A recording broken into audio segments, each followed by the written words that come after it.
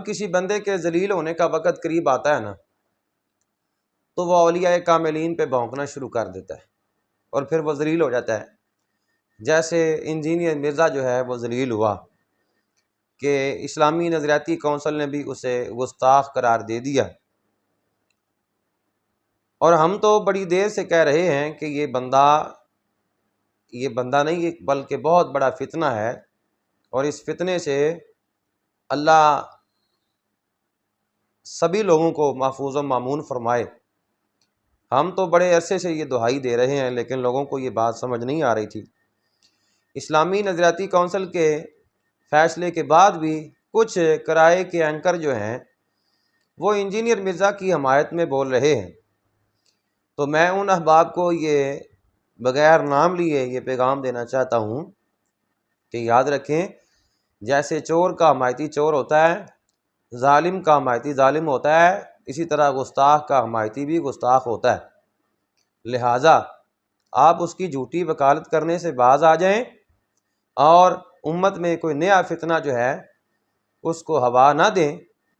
پہلے ہی ہمارا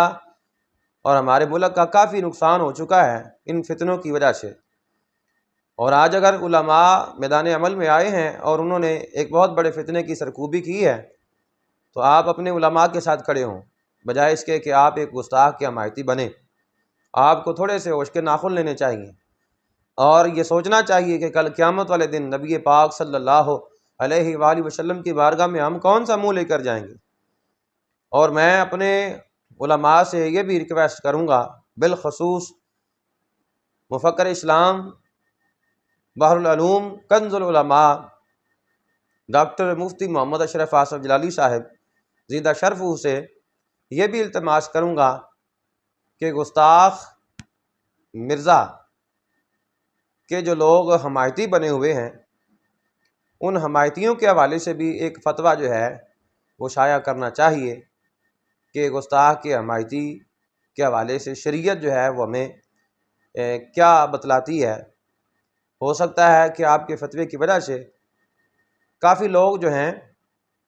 وہ راہ راست پر آ جائیں جو انجینئر مرزا کی جھوٹی وکالت اور حمایت کر رہے ہیں۔